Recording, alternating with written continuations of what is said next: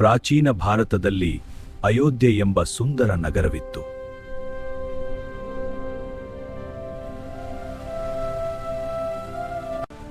ಅಲ್ಲಿ ರಾಜ ದಶರಥ ಆಳುತ್ತಿದ್ದನು. ಅವನಿಗೆ 3 ಪತ್ನಿಯರು, ಕೌಸಲ್ಯ, ಕೈಕೇಯಿ, ಸುಮಿತ್ರಾ. ಬಹುಕಾಲ ಸಂತಾನವಿಲ್ಲದೆ ದುಃಖಪಟ್ಟು ಯಜ್ಞ ಮಾಡಿದ ನಂತರ 4 ಪುತ್ರರು ಜನಿಸಿದರು. ರಾಮ ಕೌಸಲ್ಯ ಪುತ್ರ, ಭರತ್ ಕೈಕೇಯಿ ಪುತ್ರ, ಲಕ್ಷ್ಮಣ ಮತ್ತು ಶತ್ರುಘ್ನ ಸುಮಿತ್ರಾ ಪುತ್ರರು. 4 ಸಹೋದರರು ಗುರುಕುಲದಲ್ಲಿ ವಿದ್ಯಾಭ್ಯಾಸ ಮಾಡಿದರು. ಧರ್ಮ, ಅರ್ಥ, ಕಾಮ, ಮೋಕ್ಷಗಳನ್ನು ಕಲಿಯಿರಿ. ಓಂ ಅಗ್ನಯೇ ಸ್ವಾಹ, ಓಂ ಅಗ್ನಯೇ ಸ್ವಾಹ, ಓಂ ಅಗ್ನಯೇ ಸ್ವಾಹ. ರಾಮ ಬಾಲ್ಯದಿಂದಲೇ ಸತ್ಯವಂತ, ಶಾಂತ, ಶೂರ ಮತ್ತು ಧರ್ಮನಿಷ್ಠ. ಲಕ್ಷ್ಮಣನು ರಾಮನಿಗೆ ಅತ್ಯಂತ ಭಕ್ತ. ಯುದ್ಧಕಲೆ ಶಕ್ತಿಯಲ್ಲ, ನಿಯಂತ್ರಣದಲ್ಲಿದೆ. ಗುರ್ಮಕ್ಕಾಗಿ ಮಾತ್ರಸ್ತ್ರ. ವೇದ, ಶಾಸ್ತ್ರ ಮತ್ತು ಯುದ್ಧಕಲೆಗಳಲ್ಲಿ ಪರಿಣತಿ ಪಡೆದ ಅವರು ಧರ್ಮದ ದಾರಿಯಲ್ಲಿ ಮುಂದುವರಿದರು. ಅಯೋಧ್ಯೆಯ ರಾಜಸಭೆಯಲ್ಲಿ ಒಂದು ಮಹತ್ವದ ಕ್ಷಣ ಆರಂಭವಾಗಿತ್ತು. ಆ ದಿನ ಮಹರ್ಷಿ ವಿಶ್ವಾಮಿತ್ರ ಅರಮನೆಗೆ ಬಂದು ಹೇಳಿದರು, ಮಹಾರಾಜ, ಧರ್ಮಕ್ಕೆ ಅಪಾಯ ಬಂದಿದೆ. ರಾಕ್ಷಸರು ನನ್ನ ಯಜ್ಞವನ್ನು ಹಾಳು ಮಾಡುತ್ತಿದ್ದಾರೆ. ನಿಮ್ಮ ಪುತ್ರರಾದ ರಾಮನು ನನ್ನೊಂದಿಗೆ ಕಳುಹಿಸಿ. ಅವರು ಇನ್ನೂ ಯುವಕರು. ಪಿತಾಶ್ರೀ, ಧರ್ಮ ರಕ್ಷಣೆ ನನ್ನ ಕರ್ತವ್ಯ ಎಂದು ಹೇಳಿದನು. ಅಣ್ಣ, ನಿಮ್ಮೊಂದಿಗೆ ನಾನು ಸದಾ ಇರುತ್ತೇನೆ.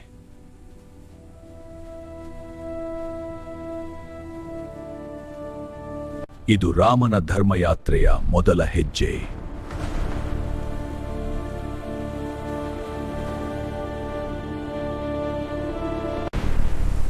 ಆ ಅರಣ್ಯದಲ್ಲಿ ಭಯದ ನೆರಳು ಆವರಿಸಿತ್ತು.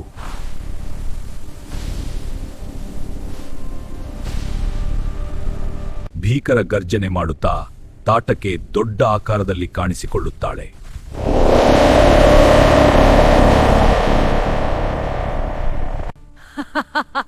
ಇಷ್ಟು ಚಿಕ್ಕ ಬಾಲಕ ನನ್ನನ್ನು ಎದುರಿಸಬೇಕಾ?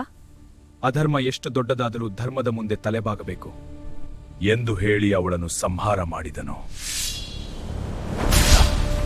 ಇದು ರಾಮನ ಮೊದಲ ಧರ್ಮಯುದ್ಧ, ಶೌರ್ಯದ ಪ್ರಾರಂಭ.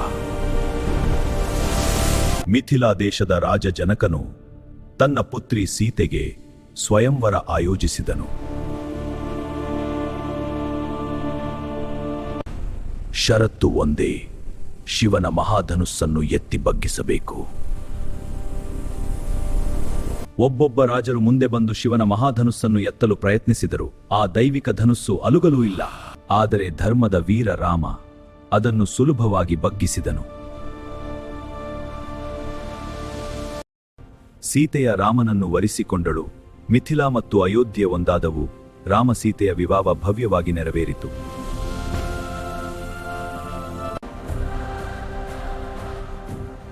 ಅಯೋಧ್ಯೆ ಸಂತೋಷದಿಂದ ಕಂಗೊಳಿಸುತ್ತಿತ್ತು. ರಾಮನ ರಾಜ್ಯಾಭಿಷೇಕ ಸಮೀಪಿಸುತ್ತಿತ್ತು. ಆದರೆ ಕೈಕೆಗೆ ಇದು ಇಷ್ಟವಿರಲಿಲ್ಲ. ಅವಳಿಗೆ ತನ್ನ ಮಗ ರಾಜನಾಗಬೇಕು ಎಂಬ ಆಸೆ ಬಂದಿತು. ಅದಕ್ಕೆ ಅವಳು ಒಂದು ಉಪಾಯ ಹಾಕಿದಳು. ಅದು ಏನೆಂದರೆ, ಮಹಾರಾಜ, ನೀವು ನನಗೆ ಕೊಟ್ಟ 2 ವರಗಳನ್ನು ಈಗ ಬೇಕು. ಹೇಳು ಕೈಕೇಯಿ. ಭರತನಿಗೆ ರಾಜ್ಯ, ರಾಮನಿಗೆ 14 ವರ್ಷ ವನವಾಸ. ಇದು ಹೇಗೆ ಸಾಧ್ಯ? ರಾಮನಿಲ್ಲದೆ ನಾನು ಹೇಗೆ ಬದುಕಲಿ?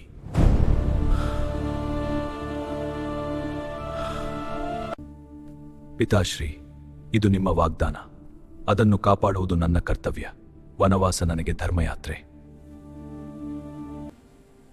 ಸ್ವಾಮಿ, ನೀವು ಎಲ್ಲಿಗೆ ಹೋದರೂ ನಾನು ನಿಮ್ಮ ಜೊತೆ. ಅಣ್ಣ, ನಿಮ್ಮ ನೆರಳಾಗಿ ನಾನು ಇರುತ್ತೇನೆ ಎಂದು ಹೇಳಿದನು. ಧರ್ಮಕ್ಕಾಗಿ ರಾಜಕುಮಾರನು ಸಿಂಹಾಸನವನ್ನು ತ್ಯಜಿಸಿದನು.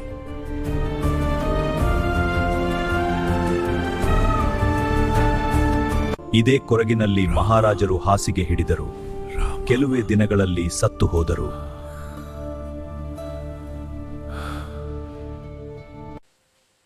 ವನವಾಸದಲ್ಲಿ ಶಾಂತ ಜೀವನ.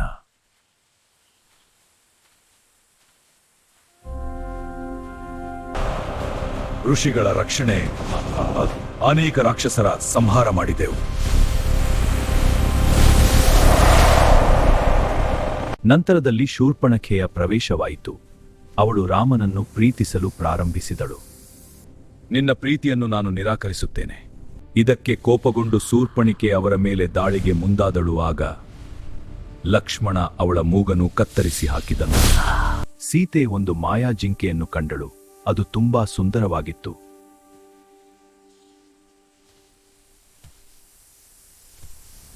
ಅದನ್ನು ತರುವಂತೆ ರಾಮಣ್ಣನು ಕೇಳಿದಳು. ರಾಮನು ಜಿಂಕೆಯ ಹಿಂದೆ ಹೋದನು.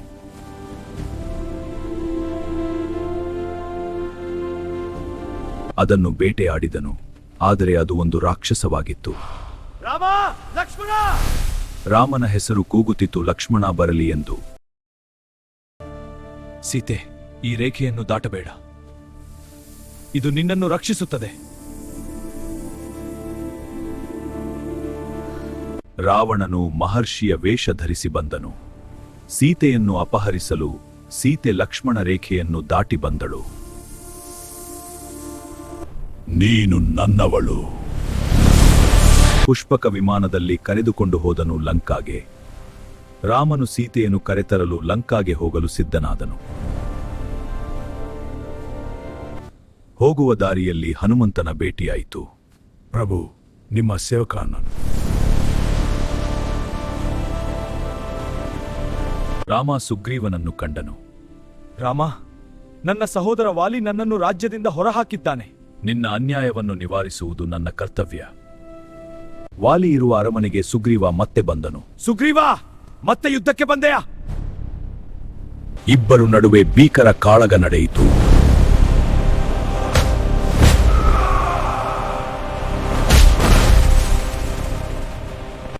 ಧರ್ಮದಿಗಾಗಿ ಅನ್ಯಾಯದ ಅಂತ್ಯವಾಗಬೇಕು.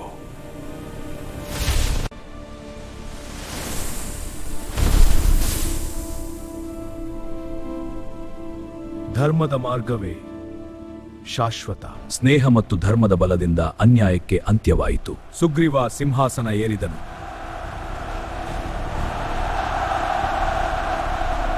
ಹೀಗೆ ಮುಂದೆ ಸಾಗುತ್ತಾ ಸಮುದ್ರ ತೀರಕ್ಕೆ ಬಂದರು.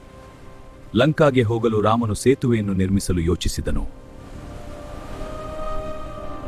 ಸಮುದ್ರ ದಾಟಿ ಸೀತಾಮಾತೆಗೆ ರಾಮನ ಉಂಗುರ ಕೊಡಲು ಹೊರಟ.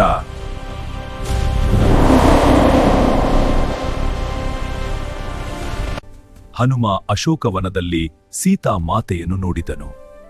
ರಾಮದೂತನೇ, ನೀನು ಬಂದೆಯಾ? ಹೌದು ಮಾತೆ. ಅಮ್ಮ, ಇದು ರಾಮ ಅವರ ಉಂಗುರ. ರಾಮ, ನಿನ್ನ ಧೈರ್ಯಕ್ಕೆ ಮೆಚ್ಚಿದೆ. ಆದರೆ ಇದು ನಿನ್ನ ಅಂತ್ಯ. ರಾಮನಾಮವೇ ಶಕ್ತಿ. ಹನುಮಂತನ ಬಾಲಕ್ಕೆ ಬೆಂಕಿ ಹಚ್ಚಿದರು. ಅವನು ದೊಡ್ಡ ರೂಪತಾಳಿ ಮೇಲೆ ಹಾರಿದನು. ಲಂಕಾ ನಗರದಲ್ಲಿ ಹನುಮಂತನ ಹಾರಾಟ. ಹನುಮಂತ ಇಡೀ ಲಂಕಾಗೆ ಬೆಂಕಿ ಹಚ್ಚಿದನು.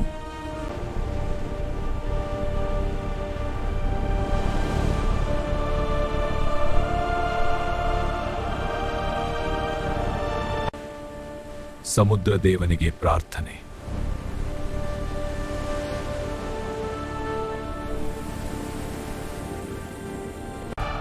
ಕಲ್ಲುಗಳನ್ನು ಎತ್ತುತ್ತಿರುವ ವಾನರ ಸೇನೆ.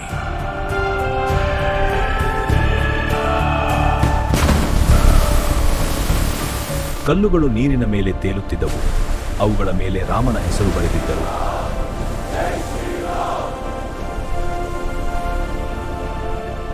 ಧರ್ಮಕ್ಕೆ ಇರುವ ಶ್ರದ್ಧೆ ಅಸದ್ಯವನ್ನು ಸಹ ಸದ್ಯವಗಿಸುತ್ತೆ.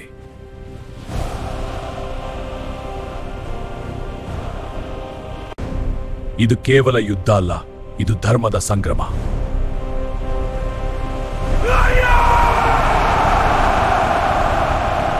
ರಾಮನ ವಾನರ ಸೇನೆ ಮತ್ತು ರಾವಣ ಸೇನೆ ನಡುವೆ ಭೀಕರ ಯುದ್ಧದ ಪ್ರಾರಂಭ. ವಾನರ ಯೋಧರು ರಾಕ್ಷಸರ ಮೇಲೆ ದಾಳಿ ಮಾಡುತ್ತಾರೆ. ಇಂದ್ರಜೀತನಿಂದ ಲಕ್ಷ್ಮಣನ ಮೇಲೆ ದಾಳಿ. ಇದರಿಂದ ಲಕ್ಷ್ಮಣನು ಮೂರ್ಛೆ ಹೋಗಿದನು. ಲಕ್ಷ್ಮಣ, ಏಳು ಲಕ್ಷ್ಮಣ, ನಾನು ಬಂದಿದ್ದೇನೆ. ಸಂಜೀವಿನಿ ಇಲ್ಲದೆ ಇವನು ಉಳಿಯೋದಿಲ್ಲ. ರಾಮನಿಗಾಗಿ ಏನಾದರೂ ಮಾಡುತ್ತೇನೆ. ಹನುಮಂತ, ನೀನು ನನ್ನ ಜೀವ ರಕ್ಷಿಸಿದ್ದೀಯ. ಕುಂಭಕರ್ಣನನ್ನು ರಾಮನು ಕೊನೆಗೆ ವಧೆ ಮಾಡಿಬಿಟ್ಟನು.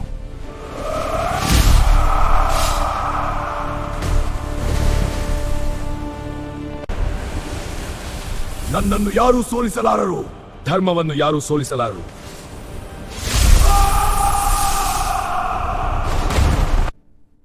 ನೀವು ಇಲ್ಲದೆ ನಾನು ರಾಜನಲ್ಲ. ಭರತ, ನೀನು ನನ್ನ ಹೃದಯದ ಭಾಗ. ಅಯೋಧ್ಯೆ ದೀಪಗಳಿಂದ ಹೊಳೆಯಿತು.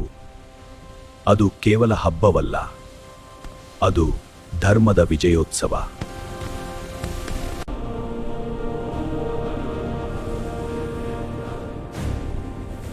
ಆ ದಿನದಿಂದ ಆರಂಭವಾಯಿತು ರಾಮರಾಜ್ಯ. ಅಧರ್ಮದ ಮೇಲೆ ಧರ್ಮದ ಜಯ.